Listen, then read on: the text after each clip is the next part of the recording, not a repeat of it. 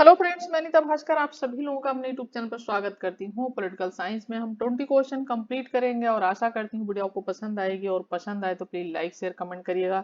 अगर आप चैनल पे नए हैं तो जरूर चैनल को सब्सक्राइब कर लें, बेल आइकन प्रेस कर लें। आने वाले नेट टीजीटी पीजीटी और एलटी ग्रेड सभी के लिए इंपॉर्टेंट क्वेश्चन है। 20 क्वेश्चन जरूर देखिएगा और चलिए शुरू करते हैं। फर्स्ट क्वेश्चन पे चलते हैं। और पहले की अगर आपने वीडियो नहीं देखी है तो जरूर आप वीडियो पहले की देख लें, ठीक है। और प्लेलिस्ट में जाएंगे तो आपको पहले की वीडियो मिल जाएंगी और इसके साथ साथ लेक्चर वीडियो देखना ना भूलें। तो चलिए फर्स्ट क्वेश्चन है, अरस्तु के दो वक्तव्य दिए गए हैं, एक को कथन है और कारणार कहा गया है। तो कथन पढ़ते हैं। कथन है राज्य व्यक्ति का पूर्वगामी है, ठीक है। कारण क्या है, राज्य के बाहर रहने वाला मनुष्य जो है पशु है या फिर देवता है, ठीक है। तो इसमें कौन सा सही हो सकता है? राइट ऑप्शन बी हो जाएगा। देखिए सही तो दोनों है, राज्य व्यक्ति का पूर्वगामी है ये भी कही थी, राज्य के बाहर रहने वाला मनुष्य या तो पशु है या फिर वो देवता है ये भी कहा था, ठीक है। लेकिन इसकी सही व्याख्या ये नहीं करता है, तो राइट ऑप्शन ऑप्शन यहाँ पे बी हो जाएगा, ठीक है। तो जैसा कि अरस्तु ने कहा था पूर्वगामी में यानी राज्य व्यक्ति से पहले है, ठीक है। जो राज्य है वो व्यक्ति से पहले है ये कहा था अरस्तु ने, ठीक है। अर्थात जो है और दूसरी बात उसने, ठीक है, और उसने कहा था कि राज व्यक्ति से पहले है, अर्थात जो है समग्र में ही खंड की कल्पना की जाती है। यानी खंड की कल्पना हम तब करेंगे जब समग्र होगा, यानी समग्र होगा, पूरा होगा तो हम उसके टुकड़ों की जो है अंगों की कल्पना कर सकते हैं, ये कहा था उसने, ठीक है। और खंड का कोई भी महत्व नहीं होता है उसने कहा था, और समग्र होकर ही उसका महत्व होता है। और उसी प्रकार व्यक्ति भी राज्य में रहकर ही क्या होता है, वो पूर्ण होता है, राज्य से बाहर नहीं, ठीक है। तो राज्य में रहकर ही वो पूर्ण होता है, राज्य में ही वह होता है पूर्ण, बाहर नहीं होता है। यानी राज्य से अगर वो बाहर रहता है तो फिर या वो तो देवता है या तो वह पशु है, ठीक है। ये चीज कही थी, राइट ऑप्शन ऑप्शन बी हो जाएगा। नेक्स्ट है, निम्नलिखित में से कौन सा एक कल्याणकारी राज्य की प्राप्ति में बाधक होता है?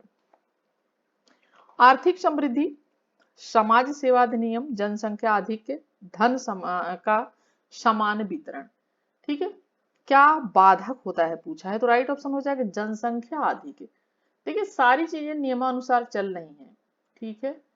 आप देख सकते हैं पहले जब जनसंख्या कम कम थी तो नौकरियों के लिए इतनी परेशानी नहीं थी जो कि आज की परिस्थितियां हैं, ठीक है। आज जो है कितने लोग बेरोजगार घूम रहे हैं, रोजगार नहीं है, शिक्षित होकर भी पीएचडी होकर भी लोग प्यून की नौकरी करने के लिए मजबूर हैं, ऐसे ऐसे जो है फोर्थ क्लास की जॉब करने के लिए पीएचडी करके लोग मजबूर हैं।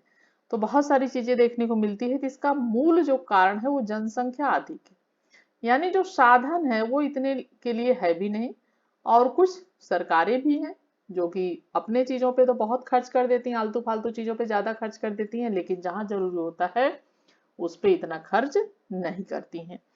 तो जनसंख्या अधिक यानी जनसंख्या कम होगी तो चीजें अपने आप ही धीरे धीरे सुधरेंगी, ठीक है।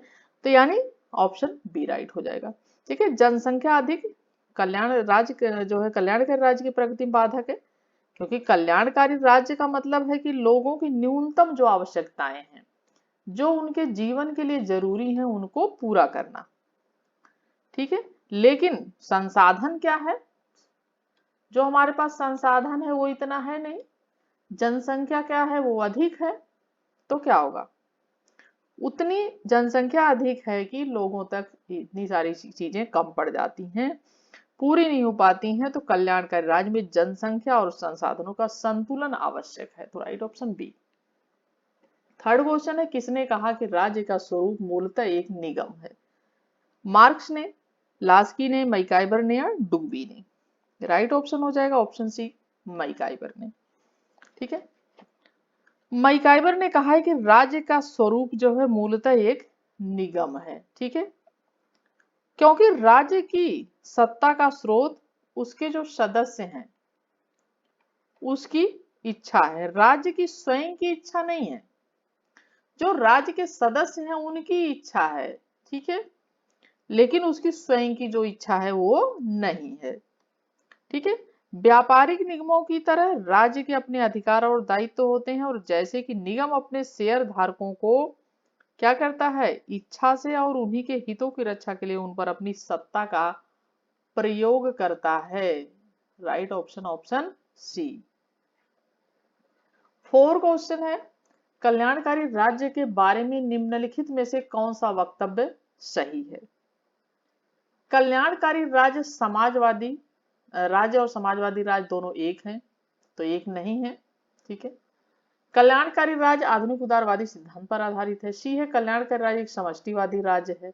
डी है कल्याणकारी राज्य नव उदारवादी सिद्धांत पर आधारित है। तो सिद्धांत नहीं थे, तो राइट ऑप्शन हो जाएगा ऑप्शन यहाँ पे बी।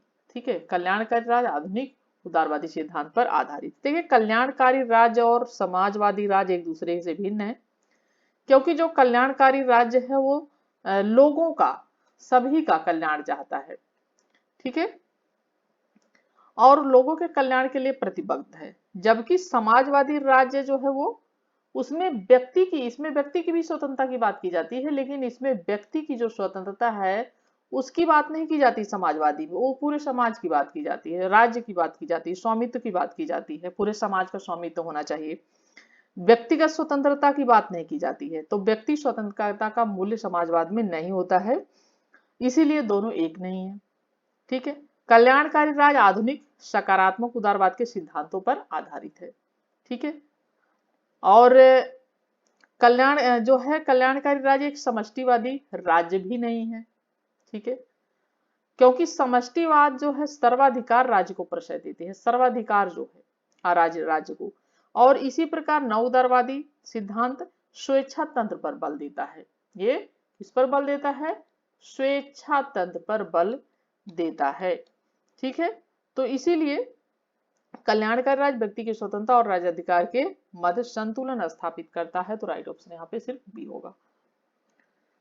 5th क्वेश्चन है, कल्याणकारी राज्य लैंगिक दृष्टि से विभाजन कार्य और पुरुष सत्तात्मक प्रकृति का है। निम्नलिखित में से यह मत किसका है। पेटमैन, हायक, हॉबहाउस, हैरिसकटन। राइट ऑप्शन हो जाएगी ऑप्शन ये पेटमैन। ठीक है, नेक्स्ट है, किस प्रथम आधुनिक राजनीतिक विचारक ने विश्व का ध्यान पुलिस राज्य की धारणा से कल्याणकारी राज्य की विचारधारा की ओर आकर्षित किया है। कार्ल मार्क्स, बेंथम, जेसमिल या लास्की। राइट ऑप्शन हो जाएगा लास्की। ठीक है, देखिए 19वीं सदी के अंत तक अधिकांश राज्य अपने को पुलिस राज्य तक ही सीमित रखते थे। ठीक है, और संतुष्ट थे। उनका मुख्य कार्य शांति और व्यवस्था कायम करना था। ठीक है, और जन कल्याण का कार्य व्यक्तियों या व्यक्तियों के समूहों के लिए छोड़ दिया गया रखा था। और आधुनिक राजनीतिक विचारकों में सबसे पहले लास्की ने विश्व का ध्यान क्या किया, पुलिस राज्य की ओर से हटाकर कल्याणकारी राज्य की ओर ले गए। तो राइट ऑप्शन डी हो जाएगा। 7 क्वेश्चन है, राष्ट्र राज्य की अवधारणा निम्न कारकों में से किसके सम्मिलित प्रभाव का प्रतिफल है। धर्म सुधार आंदोलन, सामंतवाद व पुनर्जागरण, धर्म सुधार आंदोलन, वैज्ञानिक विकास व पुनर्जागरण, सी है धर्म सुधार आंदोलन, वाणिज्यिक क्रांति। और राइट ऑप्शन यहाँ पे सी हो जाएगा, पुनर्जागरण, धर्म सुधार आंदोलन व वाणिज्यिक क्रांति। ठीक है, देखिए राष्ट्र राज्य की अवधारणा पुनर्जागरण, धर्म सुधार, वाणिज्यिक क्रांति के प्रभाव का ये प्रतिफल है। 14वीं शताब्दी में पुनर्जागरण आंदोलन इटली से आरंभ हुआ। ठीक है, और संपूर्ण यूरोप में ये फैल गया। अगर आप एनसीईआरटी हिस्ट्री पढ़ेंगे, अगर जो लोग हिस्ट्री पढ़ते हैं तो हिस्ट्री की वीडियो देख लिया करें, एनसीईआरटी मैंने पढ़ाई है तो उसमें सारी चीजें आपको मिल जाएंगी। और जिसके परिणाम स्वरूप धर्म सुधार आंदोलन प्रारंभ हुआ और जिसके पश्चात वैज्ञानिक तकनीकी विकास ने वाणिज्यिक क्रांति का मार्ग प्रशस्त किया। तो राइट ऑप्शन सी हो जाएगा। 8 क्वेश्चन है, व्यापारिक राज्य के सिद्धांत को अभिव्यक्त किया है। रोज क्रॉन्स ने, एडम स्मिथ ने, रॉबर्ट क्रॉक्स ने या लेनिन ने। राइट ऑप्शन हो जाएगा ऑप्शन ए, रोज क्रॉन्स ने। ठीक है, व्यापारिक राज्य के सिद्धांत को रोज क्रॉन्स ने अभिव्यक्त किया है। तो राइट ऑप्शन ऑप्शन ए हो जाएगा। 9 क्वेश्चन है, वैश्वीकरण ने राष्ट्र राज्य की प्रासंगिकता को दुर्बल कर दिया है। कथन कारण है कोई राष्ट्र राज्य अब प्रासंगिक नहीं है क्योंकि राष्ट्रवाद अब भी मूल शक्ति के रूप में चल रहा है, और राइट ऑप्शन हो जाएगा इसका ऑप्शन बी। दोनों सही है लेकिन व्याख्या सही इसकी नहीं है। देखिए, वैश्वीकरण ने राज्यों की पारस्परिक निर्भरता को बढ़ाया है, ठीक है, एक दूसरे की निर्भरता को बढ़ाया है पारस्परिक, अतः स्वनिर्भर राज्य का विचार असंगत हुआ, ठीक है। और इसके अतिरिक्त वैश्वीकरण के परिणाम स्वरूप अंतर्राष्ट्रीय संस्थाओं जैसे विश्व व्यापार संगठन है, विश्व बैंक है, अंतर्राष्ट्रीय मुद्रा कोष है के बाध्यकारी स्वरूप ने राष्ट्र राज्य की प्रासंगिकता को दुर्बल किया है, ठीक है। और हालांकि राष्ट्रवाद की भावनात्मक संकल्पना ने राष्ट्र राज्य को एक शक्तिशाली इकाई के रूप में अभी भी मान्य किया हुआ है। तो राइट ऑप्शन ऑप्शन हो जाएगा, दोनों ही सही है लेकिन व्याख्या सही नहीं है इसकी। 10 क्वेश्चन है, निम्न में से कौन एक प्रथम राजनीतिक चिंतक था जिसने हमारा ध्यान एक लोक कल्याणकारी राज्य की अवधारणा की ओर आकृष्ट किया? Leacock, Laski, Locke, Lindsay. Right option C हो जाएगा लास्की। तो एच.जे. लास्की प्रथम राजनीतिक विचारक रहे जिसने राज्य के लोक कल्याणकारी स्वरूप की अवधारणा की तरफ ध्यान खींचा और कल्याणकारी राज्य पदबंध का सर्वप्रथम प्रयोग, ठीक है, का सर्वप्रथम, ठीक है, यानी सबसे पहले प्रयोग जो है किसने किया था? Arc bishop. शायद मैंने पिछली वीडियो में भी बताया होगा, मुझे लग रहा है आर्क बिशप, ठीक है, बिशप होगा यहाँ पे, बिशप। और आर्क बिशप टेम्पिल ने, ठीक है, टेम्पिल ने जो उनकी पुस्तक थी सिटीजन एंड चर्चमैन, ठीक है, सिटीजन एंड चर्चमैन, ठीक है। तो सिटीजन एंड चर्चमैन में अधिनायक को सत्तावादी राज्य शब्द के विरोध में किया था। तो राइट ऑप्शन ऑप्शन हो जाएगा यहाँ पे, जो पूछा गया है उसके अनुसार सी हो जाएगा।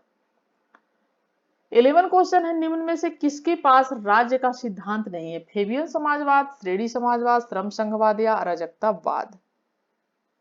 राइट ऑप्शन डी हो जाएगा यहाँ पे। अराजकतावादी किसी भी प्रकार की सत्ता नहीं चाहते हैं, ठीक है, ये बात आपको ध्यान रहना चाहिए, ठीक है। अराजकतावादी कहते हैं कि राज्य जो है एक अनावश्यक बुराई है, इसकी कोई आवश्यकता ही नहीं है, बेमतलब की बुराई है, अतः अराजकतावाद राज्य का विरोधी है, ठीक है। और अराजकतावाद अनार्किज्म शब्द का हिंदी रूपांतर है, और अनार्किज्म, ठीक है, किज्म, और इसी शब्द की उत्पत्ति ये ग्रीक शब्द से हुई थी, और ग्रीक जो शब्द था ग्रीक वो क्या था? वो था एनार्किया, ठीक है, ये शब्द था एनार्किया, ठीक है। तो एनार्किया से अनार्किज्म शब्द की उत्पत्ति हुई और जिसका अर्थ होता है शासन न होना, ठीक है, इसका मतलब है शासन न होना, ठीक। तो राइट ऑप्शन ऑप्शन यहाँ पे डी हो जाएगा। 12 क्वेश्चन है, कल्याणकारी राज्य वस्तुतः मिश्रण है समाजवाद और साम्यवाद का, साम्यवाद और आदर्शवाद का, सी है व्यक्तिवाद और फांसीवाद, डी है उदारवाद और समाजवाद का। राइट ऑप्शन यहाँ पे हो जाएगा ऑप्शन डी उदारवाद और समाजवाद का, ठीक है। तो कल्याणकारी राज्य जैसा कि उदारवाद और समाजवाद का मिश्रण है क्योंकि इसमें व्यक्ति की स्वतंत्रता के साथ साथ राज्य की सकारात्मक जो भूमिका है उस पर भी बल दिया जाता है, और व्यक्ति स्वतंत्र का संबंध उदारवाद से है जबकि राज्य के द्वारा सामाजिक आर्थिक परिवर्तन का समर्थन समाजवाद करता है, ठीक है। अतः आधुनिक उदारवाद से ही कल्याणकारी राज्य की अवधारणा का उदय और विकास हुआ है, और कल्याणकारी राज्य शब्द का प्रयोग सर्वप्रथम आर्क बिशप टेम्पिल ने अपनी कृति अधिनायकों के सत्तावादी शब्द के विरोध में किया था, और लोक कल्याणकारी राज्य का सिद्धांत व्यक्ति और समाजवाद में समन्वय स्थापित करता है। तो right option option D. 13 question है, निम्न में से कौन राज्य नहीं है?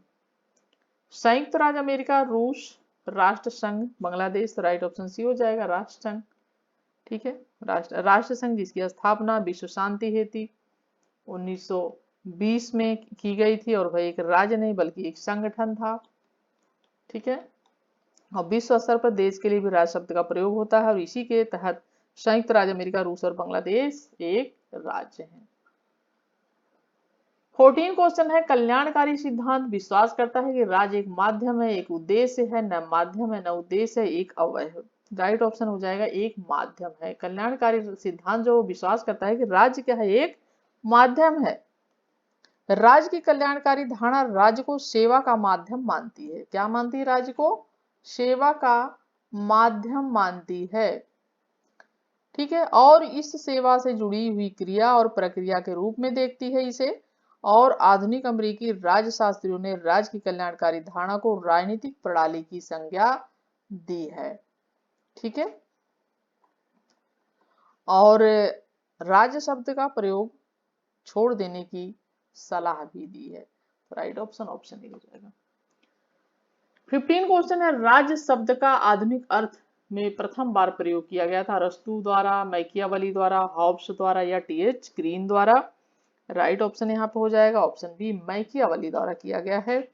राज्य शब्द का प्रयोग आधुनिक राजनीति का जनक माना जाता है। मैकियावली को पहले भी पढ़ा चुकी हैं, लेकिन अगर आप नए हैं तो जरूर ध्यान दें। आधुनिक राजनीति का जनक माना जाता है इसको मैकियावली को। ठीक, नेक्स्ट क्वेश्चन है, निम्न में से राज्य का कौन सा सबसे महत्वपूर्ण तत्व है? क्षेत्र है, जनसंख्या, सरकार या संप्रभुता है? तो संप्रभुता होगी सबसे महत्वपूर्ण तत्व, क्योंकि संप्रभुता नहीं है तो फिर वो राज्य नहीं है। ठीक है, तो राइट ऑप्शन ऑप्शन यहाँ पे डी हो जाएगा। 17 क्वेश्चन है, आधुनिक युग में पुलिस राज की अवधारणा पुरानी पड़ गई है, इसका कारण है राष्ट्रीय प्रभुसत्ता संपन्न राज्य का उदय, बी ऑप्शन है धर्मतंत्रात्मक राज्य का उदय, सी है धर्मनिरपेक्ष राज्य का उदय, और डी है कल्याणकारी राज्य का उदय। राइट ऑप्शन डी हो जाएगा, क्योंकि पुलिस राज्य की अवधारणा पुरानी पड़ गई है, क्योंकि कल्याणकारी राज्य का उदय है। और टी.एच. ग्रीन ने तीन बड़ी बुराइयां, टी.एच. ग्रीन ने भी बुराइयां बताई थी तीन। पहला अज्ञानता यानी ज्ञान नहीं है, दूसरा बताई थी गरीबी, ठीक है, और तीसरी इन्होंने बताई थी नशाखोरी। ठीक है, तो नशाखोरी को उन्मूलन पर इन्होंने बल दिया और एक प्रकार से कल्याणकारी राज्य के विचार का पूर्वाभास किया। ठीक है, और right option option D. England में लॉर्ड बेवरिज प्रतियुद्ध ने जिस राज्य की अवधारणा को स्पष्ट किया था वह था उदारवादी, पंथ निरपेक्ष, समाजवादी या कल्याणकारी। राइट ऑप्शन हो जाएगा ऑप्शन डी, कल्याणकारी। तो लॉर्ड विलियम बेवरिज, ठीक है, लॉर्ड विलियम बेवरिज की रिपोर्ट 1943 में 5 बड़ी बुराइयां थी इसमें, जिसमें बीमारी थी, बेरोजगारी थी, ठीक है, बेरोजगारी थी, और भूखमरी थी, और आश्रय भाव था। ठीक है, और के उन्मूलन में राज्य से सकारात्मक भूमिका की कामना की, और इटली की श्रम सरकार ने इस रिपोर्ट को लागू किया था, और इसीलिए ब्रिटेन को कल्याणकारी राज्य का घर कहा जाता है। ब्रिटेन को, ठीक है, कल्याणकारी राज्य का घर कहा जाता है। राइट ऑप्शन ऑप्शन डी हो जाएगा। नेक्स्ट है, लोक कल्याणकारी राज्य वह जो अपने नागरिकों के लिए सामाजिक सेवाएं प्रदान करता है। यह कथन किसका है? मैकाइवर, अब्राहम, लास्की या कांट का? राइट ऑप्शन हो जाएगा ऑप्शन सी, लास्की का कथन है। ठीक है, तो लास्की ने राज्य के संदर्भ में कहा है कि लोक कल्याणकारी राज्य जो अपने नागरिकों को सामाजिक सेवाएं प्रदान करता है। Option C right. 20 और लास्ट क्वेश्चन है, सहभागी लोकतंत्र के विचार का उदय किसके साथ हुआ है? अरस्तु, सिसरो, लॉक, रूसो। और राइट ऑप्शन हो जाएगा ऑप्शन डी, रूसो। ठीक है, सहभागी लोकतंत्र, ठीक है, एक ऐसी गतिविधि है, ठीक है, एक ऐसी गतिविधि है जिसके अंतर्गत कोई व्यक्ति सार्वजनिक नीतियों और निर्णयों की, जो सार्वजनिक नीतियां होती हैं और जो निर्णय होते हैं, निर्णयों के निर्माण ठीक है। निरूपण उसका, क्रियावंतित करना, ठीक है, क्रियावंतित कार्यान्वयन यानी कि प्रक्रिया में क्या करता है, सक्रिय भाग लेता है।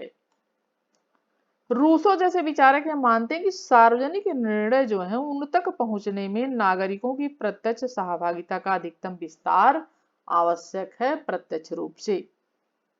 और समकालीन लोकतंत्र के प्रमुख सिद्धांत हैं, जैसे कि लोकतंत्र का विशिष्ट वर्गवादी सिद्धांत, लोकतंत्र का बहुलवादी सिद्धांत, विचारात्मक लोकतंत्र का सिद्धांत। तो राइट ऑप्शन यहाँ पे डी हो जाएगा, ऑप्शन डी। ठीक है, और 20 क्वेश्चन कंप्लीट होते हैं और आशा करती हूँ वीडियो आपको पसंद आई होगी, और पसंद आई हो तो प्लीज लाइक शेयर कमेंट करिएगा। चैनल पे अगर आप नए हैं तो चैनल को सब्सक्राइब करना बिल्कुल मत भूलिएगा। नेक्स्ट वीडियो मिलती हूँ आप सभी से मॉर्निंग में, तब तक के लिए thank you for watching video.